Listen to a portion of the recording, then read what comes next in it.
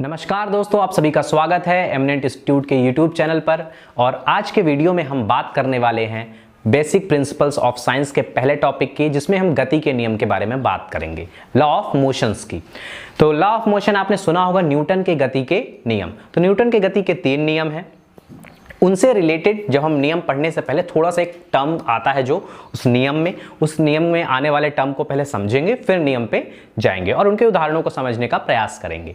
आप ये समझिए कि जो बेसिक प्रिंसिपल्स हैं, जैसे ओम का नियम होगा और न्यूटन का नियम होगा, तो इसमें क्या होगा कि ये जो फेमस नियम्स हैं ये सिर्फ एक एक लाइन के नियम हैं। तो इन नियम से डायरेक्ट क्वेश्चन पूछना डिफिकल्ट है, मतलब इनसे क्वेश्चन उतने नहीं बनते हैं। इसीलिए जो इनके एग्जांपल्स हैं उनको आपको ध्यान से पढ़ना और क्वेश्चंस, वैरायटी ऑफ क्वेश्चंस देखने हैं, क्योंकि इन्हीं से क्वेश्चन बनेंगे जो उनके एग्जांपल्स होंगे। मतलब आप इनको प्रिंसिपल को आपको समझना है और फिर उनके जो एग्जांपल हैं उनको समझने का प्रयास करना है। तो न्यूटन के प्रथम नियम को समझने से पहले हम जड़त्व के बारे में बात करेंगे कि जड़त्व क्या होता है, इनर्शिया क्या होता है और कैसे कार्य करता है। तो जड़त्व तो मतलब होता है, आप ये समझिए, कोई भी वस्तु है तो वो अपने स्थिति में परिवर्तन का विरोध करती है, या फिर अपने अंदर कोई भी होने वाले परिवर्तन का वो विरोध करती है, तो उसे ही जड़त्व कहा जाता है। जैसे ह्यूमन बॉडी, हम खुद भी जड़त्व फील करते हैं, हम रेजिस्ट करते हैं चीज़ों को। अगर हम कोई नया परिवर्तन लाना चाहते हैं, जैसे हम अगर सुबह नहीं उठते हैं जल्दी, अगर हम जल्दी उठने का ट्राई करने लगते हैं तो हमारा शरीर जो है तो उसको रेजिस्ट करता है, उसका विरोध करता है। इसीलिए हमको ज़्यादा मेहनत करनी पड़ती है सुबह उठने के लिए। तो क्या होता है, तो इसी तरह हर पार्टिकल जो है इस ब्रह्मांड में वो अपनी स्थिति में परिवर्तन का विरोध करता है, तो उसे ही जड़त्व कहते हैं। जैसे कोई भी पार्टिकल अगर मोशन में है तो वो हमेशा मोशन में ही रहना चाहता है, तो अगर हम उसे रोकने का ट्राई करेंगे तो उसमें जड़त्व दिखेगा। अगर कोई पार्टिकल स्थिर अवस्था में है, उसे चलाने का ट्राई करेंगे तो उसमें जो है तो वो जड़त्व दर्शाएगा अपना। तो इसीलिए जो प्रत्येक पार्टिकल अपने स्थिति परिवर्तन का विरोध करता है, जिसे जड़त्व कहा जाता है। इसका यूज हम न्यूटन के जब प्रथम नियम को पढ़ेंगे तो उसमें करेंगे। तो जड़त्व आपका क्लियर हो गया होगा, बहुत छोटी सी बात है जड़त्व। इनर्शिया इसे बोला जाता है इंग्लिश में। अब हम देखेंगे प्रथम नियम।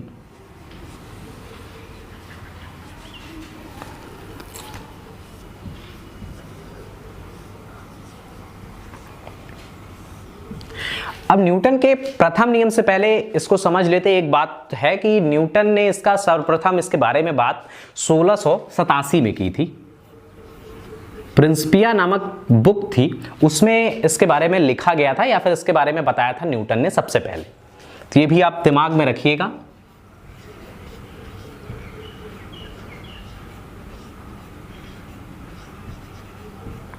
प्रिंसिपिया नामक बुक। तो इस बुक में क्या है, इसी बुक में जो है तो न्यूटन के तीनों नियमों के बारे में बताया गया है। तो आइए फर्स्ट लॉ के बारे में बात करते हैं। फर्स्ट लॉ सबसे पहले बात लाता है फोर्स की। फर्स्ट लॉ फोर्स पे बात करता है, तो सबसे पहले फर्स्ट लॉ को देखते हैं, फिर उसमें जो डेफिनेशंस हैं उनको देखेंगे।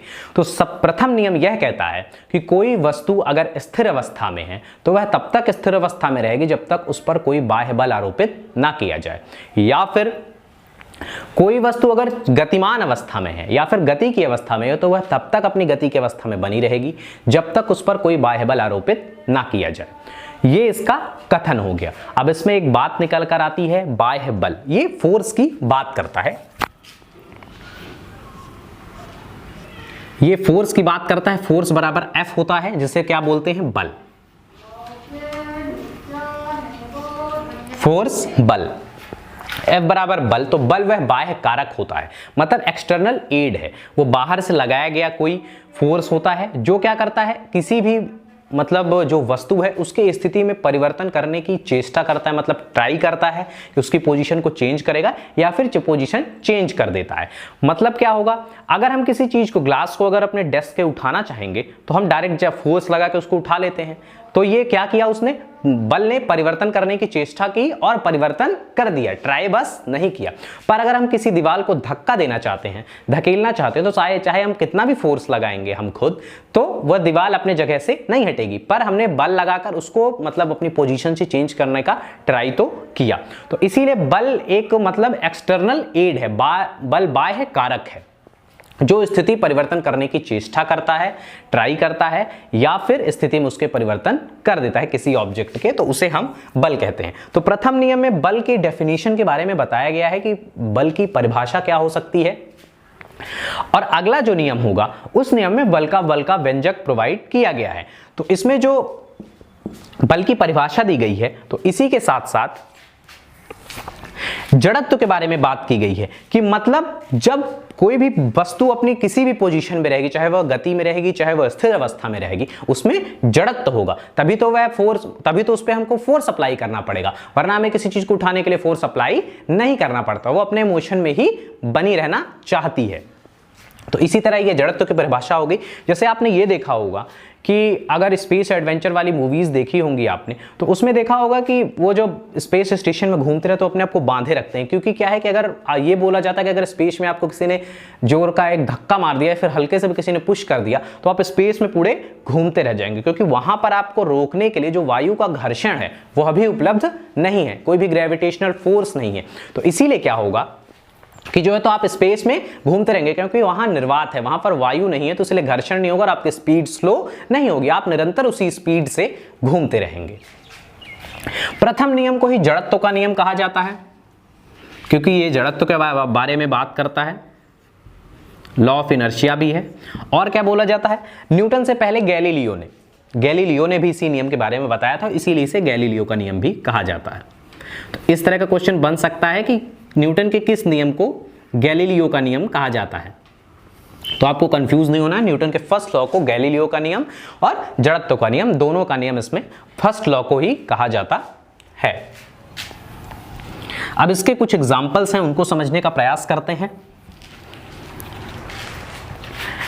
जब हम बस में ट्रेवल करते हैं तो क्या होता है, जब हम बस की सीट पे बैठे रहते हैं, तो अगर बस का ड्राइवर अचानक बस को स्टार्ट करता है तो हम पीछे की ओर गिर जाते हैं। यह क्यों होता है, यहां पर न्यूटन का फर्स्ट लॉ लागू होता है, क्योंकि जो पार्ट हमारा शरीर का, क्योंकि हम सीट पे बैठे रहते हैं तो हमारा निचला हिस्सा शरीर का बस के संपर्क में सीधे रहता है। तो जब बस स्पीड पकड़ती है, चाहे वह त्वरित ही क्यों ना पकड़े, जल्दी से स्पीड पकड़ती है, तो हमारा जो निचला शरीर है वह तो मोशन में आ जाता है, पर तो जो ऊपरी शरीर है वह मोशन में नहीं आता है, वह जड़त्व तो उसका विरोध करता है। क्यों, मोशन का विरोध करता है ऊपरी शरीर का जड़त्व, तो इसीलिए हम पीछे की ओर पहले गिर जाते हैं।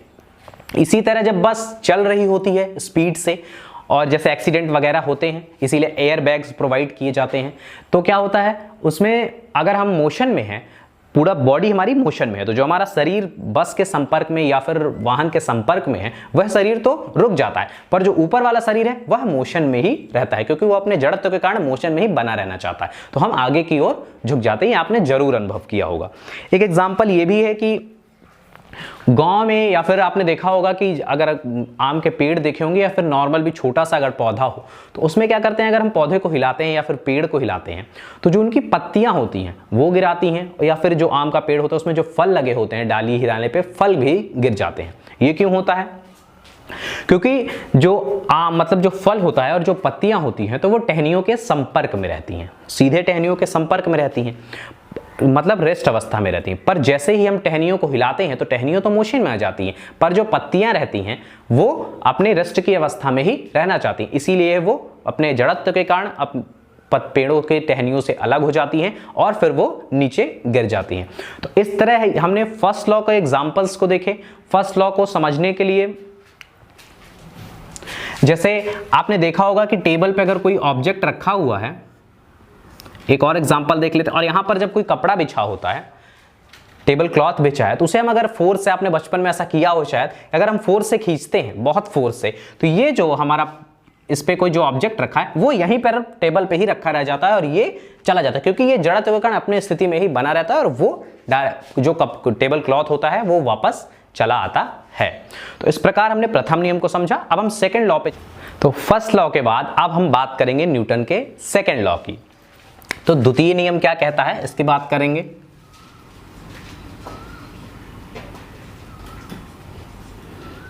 ये सब गति के द्वितीय नियम। अब जो न्यूटन के गति के द्वितीय नियम में कीवर्ड आएगा उसे बोलेंगे संवेग, मोमेंटम। संवेग के बारे में बात करेंगे कि संवेग क्या होता है। कोई भी वस्तु है तो उसके द्रव्यमान और वेग के गुणनफल को संवेग बोला जाता है। सिंपल वर्ड में आप ये समझिए कि संवेग बराबर होगा m इंटू भी। तो भी यहां पे क्या होगा, वेग होगा, वेलोसिटी उस वस्तु की, और m क्या होगा, द्रव्यमान उस वस्तु का द्रव्यमान। तो यहां पर संवेग की बात आएगी जब हम अगला लॉ पढ़ना स्टार्ट करेंगे, तो वहां पर हम संवेग की बात करेंगे। तो संवेग होता है मास और वेलोसिटी का गुणनफल, इसको संवेग कहते हैं। तो अगर यहां पर वेलोसिटी 0 होगी तो जो संवेग होगा वह m के बराबर होगा, अर्थात मतलब जो वस्तु है वह रेस्ट की अवस्था में रहेगी।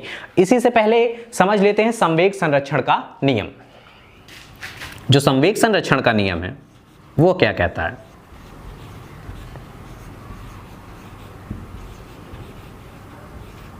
संवेग संरक्षण नियम।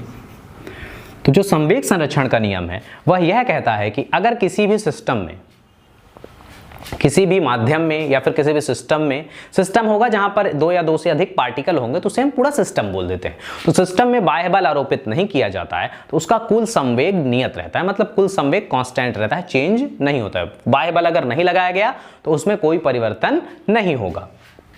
ये समझते हैं। जैसे देखिए कोई सिस्टम है अगर, और इसके अंदर बहुत छोटे छोटे पार्टिकल हैं, 2 या 2 से अधिक पार्टिकल होंगे, चीजें होंगी, तभी इसको सिस्टम बोला जाएगा। तो ये जो सिस्टम है तो ये क्या होगा, इसका जो टोटल संवेग रहेगा, अगर हम बाहर से कोई फोर्स F बराबर 0 है तो फिर इसका जो टोटल संवेग होगा वह नियत रहेगा। जो स्टार्टिंग में था वो कुछ समय बाद भी वही होगा जब तक हम फोर्स इसमें अप्लाई नहीं करेंगे। यहाँ पर जो पार्टिकल हैं तो उनका मास, वेलोसिटी, संवेग मतलब m1 m v2 m2 v2 इस तरह होगा। तो जो टोटल संवेग रहेगा मतलब सभी पार्टिकल का, ऐसे बहुत सारे पार्टिकल होंगे तो उनका कुल संवेग नियत रहेगा, मतलब चेंज नहीं होगा। ये लॉ ऑफ, अब ये law of conservation of momentum है। कंजर्वेशन ऑफ मोमेंटम की बात करता है कि कुल संवेग पार्टिकल का नियत रहता है बाह्य बल की अनुपस्थिति में। अब हम चलते हैं, जो हमारा टॉपिक है द्वितीय नियम के ओर, कि गति के द्वितीय नियम की ओर। तो उसमें क्या कथन है पहले उसको देखते हैं। तो संवेग, किसी वस्तु के संवेग परिवर्तन की दर आरोपित बल के समानुपाती होती है एवं जो संवेग में परिवर्तन है वो आरोपित बल की दिशा में ही होता है। तो ये दिशा की बात करता है, और समानुपाती, तो आपने ये समानुपाती मतलब क्या होता है कि जैसे जैसे एक चीज बढ़ेगी तो दूसरी भी चीज वैसे ही बढ़ती जाएगी। एक समानुपाती थोड़ा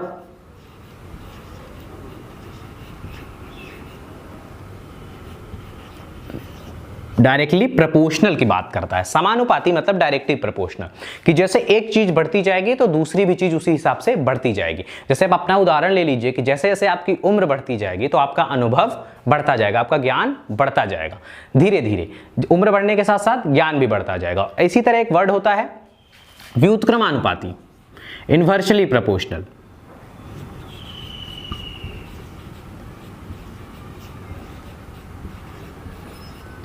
अब ये व्युत्क्रमानुपाती क्या है, तो व्युत्क्रमानुपाती मतलब होता है कि एक के बढ़ने के साथ साथ दूसरा डिक्रीज होता जाता है।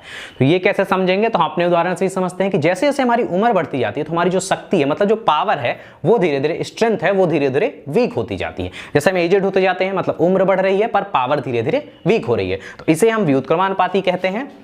जब एक चीज बढ़ती है और दूसरी डिक्रीज होती है तो उसे व्युत्क्रमानुपाती, और समानुपाती तब बोला जाता है जब एक चीज बढ़ती है तो दूसरी भी बढ़ती जाती है। तो ये डायरेक्टली प्रोपोर्शनल ही इनवर्सली प्रोपोर्शनल बोला जाता है। तो जो न्यूटन का सेकेंड लॉ है तो ये बोलता है कि किसी भी वस्तु पर लगाया गया फोर्स, किसी भी वस्तु पर लगाया गया फोर्स संवेग परिवर्तन की दर के अनुक्रमानुपाती होता है या समानुपाती होता है। संवेग में परिवर्तन मतलब संवेग को हम कैपिटल भी मानते हैं, डी भी अपॉन डी टी, क्योंकि स्मॉल v से हम वेलोसिटी को लिखेंगे इसीलिए हम इसको कैपिटल भी मानते हैं। तो जो फोर्स लगाया गया है किसी भी वस्तु पे, तो वो फोर्स जो होगा तो समानुपाती होगा, डायरेक्टली प्रोपोर्शनल होगा किसके, संवेग के परिवर्तन के, संवेग परिवर्तन की दर के डायरेक्टली प्रोपोर्शनल होगा। मतलब हम जितना फोर्स लगाएंगे तो वस्तु में उतना उसकी जो है तो संवेग परिवर्तित होगी और संवेग बढ़ेगी। तो अब ये जो है ये F बराबर ma निकल के आता है, तो उसको हम थोड़ा सॉल्व करते हैं। उसको समझने का अगर वो जरूरी नहीं है क्योंकि उसमें पूछा नहीं जाएगा उसका व्यंजक क्या है, डेरिवेशन कैसा है, पर हम समझ लेते हैं कि इसमें F बराबर ma कैसे आता है, जो द्वितीय नियम का हमारा व्यंजक है फोर्स का। तो अब यहां पर हम देखते हैं dv। अब यहां पर क्या होता है, जो मोमेंटम है वो होता है m इंटू भी। अब हम m इंटू भी की वैल्यू यहां पे रख देंगे कैपिटल V की जगह अपॉन dt।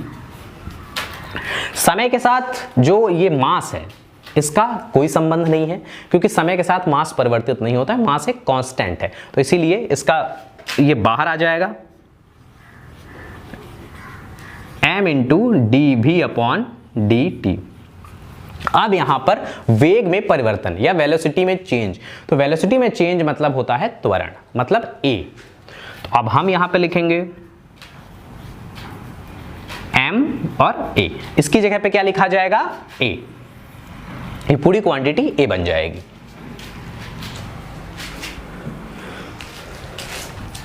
अब ये जो समानुपाती का नियतांक है ये हट के चिन्ह हटा दिया जाएगा और यहां पर एक कांस्टेंट आ जाएगा k।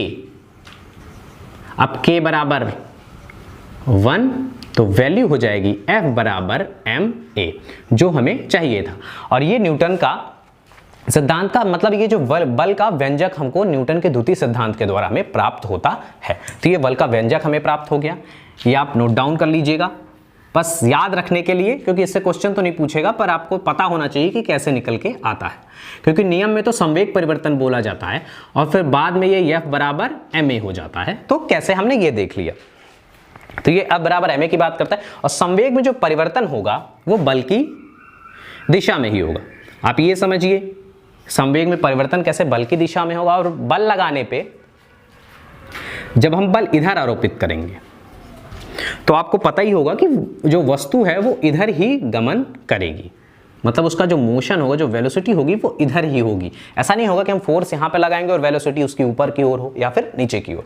तो ये बेसिक समझ है, तो ये आप समझ लेंगे कि जहां पर फोर्स संवेग में जो परिवर्तन की जो दिशा है तो वो आरोपित बल की दिशा में ही होगी। अब इसके एग्जाम्पल से हम समझने का प्रयास करते हैं इस नियम के बारे में। तो सबसे पहले एक एग्जाम्पल है, जैसे दो साइकिल्स हैं, आप और आपके फ्रेंड चला रहे हैं, तो दोनों साइकिल सेम मतलब कंपनी की सेम साइकिल हैं और उन पे उनकी स्पीड के बारे में बात करेंगे, मतलब ए के बारे में स्पीड की चेंज या फिर वेलोसिटी उतनी लाने के लिए, मतलब दोनों की स्पीड को सेम करने के लिए किसमें बल ज्यादा आरोपित करने का पड़ेगा, किसमें कम, इसके बारे में बात करता है। अगर आपके फ्रेंड का वजन आपसे ज्यादा है तो आपके फ्रेंड को वजन मतलब उस पर जो है तो फोर्स ज्यादा पुट करना पड़ेगा उस स्पीड पे लाने के लिए जितनी आपके साइकिल की स्पीड है, क्योंकि यहां पर यम ज्यादा हो जाएगा। जब यम ज्यादा हो जाएगा तो डायरेक्टली बात करेंगे फोर्स के साथ, तो एम ज्यादा हो जाएगा तो हमें फोर्स भी ज्यादा पुट करना पड़ेगा। तो इसीलिए उस ऐसा होता है कि जैसे जो भारी लोग होते हैं उन्हें जो है तो साइकिल चलाने में ज्यादा मेहनत करनी पड़ती है, क्योंकि उनके साइकिल में वजन ज्यादा होता है, और जो हल्के लोग होते हैं वो उतनी स्पीड में लाने के लिए उनको कम मेहनत करनी पड़ती है, क्योंकि वहां पर एम कम होता है। अब इस तरह हमने क्रिकेट खेल के बारे में समझते हैं कि क्रिकेट के खेल में क्या होता है। आपने देखा होगा कि जब भी बैट्समैन शॉट लगाता है तो जो फील्डर होते हैं वो पकड़ने के लिए गेंद को थोड़ा सा पीछे ले जाते हैं अपने हाथ को। ये क्यों ले जाते हैं हाथ को पीछे, क्योंकि वो क्या करना चाहते हैं, वो इसको कम करना चाहते हैं, क्योंकि गेंद का जो मास है तो जो खिलाड़ी के द्वारा मारा गया है बॉल, तो वो फील्डर के पास तक आने तक तो वेट तो चेंज किया नहीं जा सकता है। उन्हें क्या चेंज करना है, उन्हें जो अपने हाथ में लगने वाला झटका है मतलब जो फोर्स है उसे कम करना चाहते हैं। तो वो क्या करते हैं, एम से तो वो कुछ कर नहीं सकते हैं, इसीलिए वो ए पे बात करते हैं। वो ए को क्या करेंगे, वो टाइमिंग को बढ़ा देंगे। आपने देखा होगा डी भी अपॉन डी टी होता है, डी भी अपॉन डी टी। तो जैसे ही इसको बढ़ाएंगे तो ये कम हो जाएगा, ए मतलब ए की वैल्यू कम होती जाएगी। मतलब जब टाइमिंग बढ़ा देंगे हम तो स्पीड उसकी डिक्रीज हो जाएगी, स्पीड कम हो जाएगी, तो हमें कम फोर्स, कम झटका खिलाड़ी के हाथ में लगेगा स्पीड कम हो जाने पे। तो इसीलिए वो इसको कम कर देते हैं ए को, और एम तो स्थिर रहता है, इसीलिए जो फोर्स है फील होता है वो कम होता है। अगर वो आगे ही पकड़ने का प्रयास करेंगे तो जो है तो उन्हें ज्यादा फोर्स फील होगा। जैसे आपने देखा होगा कि जो पास के फील्डर होते हैं उन्हें हेलमेट भी प्रोवाइड किया जाता है, क्योंकि वो और ज्यादा फोर्स, क्योंकि वो ज्यादा और करीब है, वो टाइमिंग को कितना भी कम करेंगे पर वो तो बैट्समैन के जस्ट बगल में ही है, तो इसीलिए उनको जो है तो हिट करने के चांसेस ज्यादा रहते हैं। तो इसीलिए यहां पर भी कौन सा लॉ लागू होता है, सेकेंड वाला। वो टाइमिंग को बढ़ा के त्वरण को कम कर देते हैं, जिससे स्पीड डिक्रीज, जिससे जो फोर्स होता है वो कम हो जाता है।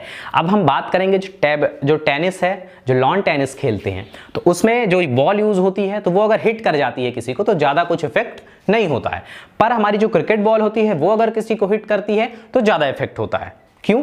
क्योंकि यहां पर भी यही रूल लागू होता है। क्रिकेट बॉल का जो एम होता है, मतलब द्रव्यमान होता है, मास होता है, वह ज्यादा होता है अपेक्षाकृत कौन सी, जो टेनिस बॉल होती है उसका द्रव्यमान। तो इसीलिए फोर्स जब द्रव्यमान ज्यादा होता है तो फोर्स भी यहां पर ज्यादा लगता है उस गेंद के द्वारा, क्रिकेट बॉल के द्वारा, और टेनिस बॉल का वेट कम होता है, मास कम होता है, तो इसीलिए क्या होता है, फोर्स वहां पर कम लगता है। तो इस प्रकार हमने सेकेंड लॉ को समझा और जाना कि ये कैसे कार्य करता है, इसके कौन से उदाहरण हैं। ऐसा ही उदाहरण एक आप ये समझिए कि जब पहले क्रायोजेनिक इंजन नहीं बने थे, मतलब जो द्रव ईंधन का उपयोग किया जाने लगा है आजकल रॉकेट में, तो जब वो नहीं हुआ करता था द्रव हाइड्रोजन का उपयोग, तो ठोस ईंधन का उपयोग करते थे। तो इससे क्या होता था, रॉकेट का वेट बढ़ जाता था, मतलब मास बढ़ जाता था। तो अब हमें रॉकेट को ज्यादा ऊपर ले जाने के लिए ज्यादा फोर्स की आवश्यकता पड़ती थी, क्योंकि जैसे ही वेट बढ़ गया तो हमें फोर्स की ज्यादा जरूरत थी। तो इसीलिए पहले के जमाने में जीएसएलवी रॉकेट्स को लॉन्च करने के लिए, जो 3600 किलोमीटर के ऊपर की एरिया के, मतलब परिक्रमा क्षेत्र में आते हैं पृथ्वी के 3600 किलोमीटर ऊपर, तो उनको लॉन्च करने के लिए डिफिकल्टी होती थी। तो इसी के साथ जब कौन से फ्यूल आने लगे, द्रव ईंधन वाले, हाइड्रोजन का लिक्विड फॉर्म में यूज किया जाने लगा, तो वहां पर क्या हो रहा है, अब वेट जो है तो अपेक्षाकृत कम हो गया है। तो जब अपेक्षाकृत कम हो गया है वेट, तो हमें कम फोर्स की आवश्यकता पड़ती है, और जितना फोर्स है हमारे पास उसी फोर्स से हम उसको ज्यादा दूर तक भेज सकते हैं, क्योंकि वहां पर वेट जो एम है, मतलब मास है, वो कम हो जाएगा। बार बार वेट आ रहा है, वेट और मास में डिफरेंस होता है, पर हम उसको बाद में कभी देखेंगे कि वेट और मास में डिफरेंस कैसे होता है, तो इसलिए यहां पर मास की बात करें, द्रव्यमान की। अब हम दूसरे नियम को देख चुके हैं, अब हम बात करेंगे न्यूटन के तीसरे नियम के बारे में। न्यूटन का जो थर्ड लॉ ऑफ मोशन है वो क्या कहता है। तो जो थर्ड लॉ का कथन है वो बहुत ही छोटा सा है, एक लाइन का कथन है, पर सबसे ज्यादा कॉम्प्लिकेटेड है, सबसे ज्यादा यूजेबल है, बहुत जगह पे ये यूज किया जाता है डेली लाइफ में। न्यूटन का तृतीय नियम, हम हर जगह इसका जो विपरीत प्रतिक्रिया वाला सीन है उसको मतलब फील नहीं कर पाते हैं, पर कहीं कहीं पे जहां पे फील करते हैं हम उनके बारे में बात करेंगे, जहां फील नहीं करते हैं उनके बारे में भी बात करेंगे। तो सबसे पहले इसके कथन को समझ लेते हैं। तो इसका न्यूटन का थर्ड लॉ ये बोलता है कि प्रत्येक क्रिया के बराबर तथा विपरीत प्रतिक्रिया होती है। Every action has a reaction, action has a equal and opposite reaction, equal and opposite, बराबर तथा विपरीत, दोनों चीजों को आपको याद रखना है। जैसे हमने किसी भी चीज में फोर्स इधर पे लगाया F1, तो उसी के बराबर अमाउंट क्या होगा, सेम होगा, मतलब सेम अमाउंट ऑफ फोर्स लगेगा, पर क्या होगा, जो उसकी डायरेक्शन होगी वो उल्टी होगी, विपरीत होगी, मतलब F1 ही लगेगा। यहां पर जो लगेगा वो F1 ही लगेगा, पर वो माइनस में रहेगा, क्योंकि उसकी दिशा विपरीत होगी। प्रत्येक क्रिया के बराबर तथा विपरीत प्रतिक्रिया होती है। आपने सुना भी होगा वैसे भी लोगों को बोलते हुए कि every action has a reaction, है ना, तो every action has a equal and opposite reaction. अब इसके हम एग्जांपल्स की बात करते हैं। तो इसका एग्जांपल बहुत ही बेसिक सिंपल सा है। पहले तो आप ये समझिए कि आप झटका कैसे महसूस करते हैं किसी भी चीज में। जैसे आप बंदूक, आपने कभी बचपन में वो बलून शूट करने वाली चलाई होगी, तो उसमें क्या होता है कि जैसे ही आप शूट करते हैं बलून्स को, तो जैसे ही गोली निकलती है तो वैसे आपको पीछे की ओर थोड़ा सा थ्रस्ट फील होता है, थोड़ा सा फोर्स उसमें पीछे की ओर फील होता है। तो बस हम वहां पे फील कर पाते हैं, और बाकी जो जगह है वहां पे हम फील नहीं करते हैं, बट वो वहां पे रूल्स लागू होते हैं। सबसे पहले हम जमीन पे चलने की बात करते हैं, जैसे हम जमीन पे जब चलते हैं तो जितना फोर्स हम जमीन अपने शरीर के द्वारा या पैरों के द्वारा जमीन पर अप्लाई करते हैं, भूमि पर अप्लाई करते हैं, तो वही इक्वल अमाउंट में वही फोर्स ऊपर की ओर अप्लाई होता है, जिससे हम जमीन से जुड़े रहते हैं, जमीन से, और चलने में हमको सहूलियत महसूस होती है। अगर ऐसा नहीं हो, ये फोर्स कहीं पे कम हो जाए किसी भी तरीके से, जैसे हम बात करते हैं बालू पे जब चलते हैं, कहीं पे रेत लगी, पूरी जगह पे रेत हो, तो वहाँ पर अगर हम चलते हैं तो वहाँ पर हमको चलने में थोड़ी ज़्यादा मेहनत करनी पड़ती है और प्रॉपर हम बैलेंस तरीके से नहीं चल पाते हैं। क्योंकि क्या होता है, जैसे ही हम बालू वाली जगह पे, रेत वाली जगह पे फोर्स लगाते हैं अपने पैरों से, तो क्या होती है, जो रेत होती है, तो जितना रेत के पार्टिकल्स पे हमने फोर्स लगाया तो वो पार्टिकल चारों तरफ फैल जाते हैं। तो जो इक्वल एंड अपोजिट रिएक्शन वाली बात है, तो वो सारे पार्टिकल से नहीं आ पाती है, मतलब उतना अमाउंट ऑफ फोर्स हमको नहीं मिल पाता है जितना अमाउंट ऑफ फोर्स हमने उधर लगाया था। तो इसलिए क्या होता है, हमें चलने में डिफिकल्टी महसूस होती है और हमें ज़्यादा फोर्स लगाना पड़ता है। तो ये बात हो गई। और एक सबसे इंपॉर्टेंट है, ये क्वेश्चन डायरेक्ट ही पूछता है कि रॉकेट नोदन का सिद्धांत किस नियम पे कार्य करता है। ये रॉकेट नोदन की बात है। एक रॉकेट वाला वहां पे भी आया था जो क्रायोजेनिक इंजन के बारे में था, तो वो अलग टॉपिक है।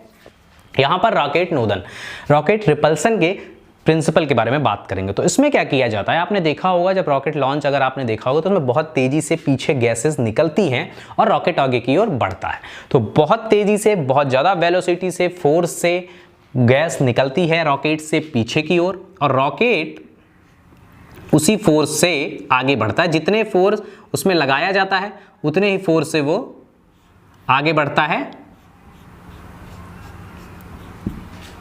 जैसे ये फोर्स जो पीछे की ओर लग रहा है जितना,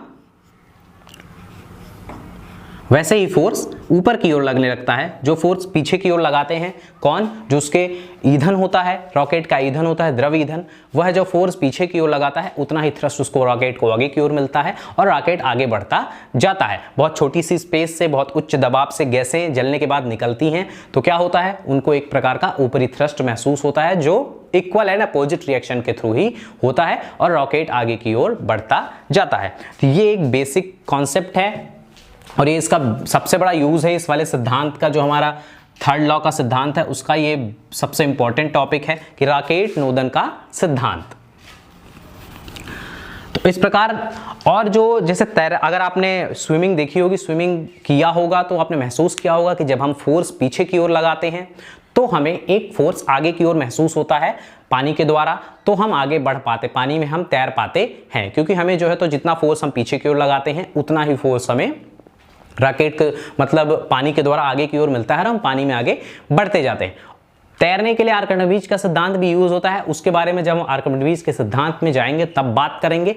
पर अभी थर्ड लॉ में आप ये समझ लियो कि तैरने में जो दिशा होती है या फिर आगे बढ़ने के लिए हमें जो है तो इसी नियम का, यही नियम फॉलो होता है जो थर्ड लॉ है कि क्रिया के बराबर तथा विपरीत प्रतिक्रिया होती है। क्योंकि हमें डिफरेंट डायरेक्शन में एक इक्वल फोर्स हमें मिलता है और हम आगे की ओर बढ़ते हैं। जितना जल्दी जल्दी हम हाथ पीछे करते हैं उतना ही आगे हम बढ़ते जाते हैं, क्योंकि फोर्स का जो अमाउंट है वो बढ़ता जाता है। तो इस तरह हमने न्यूटन के फर्स्ट, सेकेंड, थर्ड लॉज को देखा और समझने का प्रयास किया उदाहरण सहित, क्योंकि फेवरेट टॉपिक है। आते हैं क्वेश्चन, से पहले भी आ चुके हैं, जो नॉर्मल एमपी के एग्जाम्स होते हैं उनमें आते हैं, एमपीपीएससी के एग्जाम में क्वेश्चन आए हुए हैं। तो इनके एग्जाम्पल्स को आपको ज़्यादा ध्यान देना है और समझने का प्रयास करना है। तो आज का लेक्चर हम यहीं पर समाप्त करते हैं। हमारा वीडियो आपको कैसा लग रहा है प्लीज़ कमेंट करके बताइए, कुछ सुझाव हो तो बताइए। हमारे चैनल को सब्सक्राइब करिए, बेल आइकॉन प्रेस कीजिए। धन्यवाद।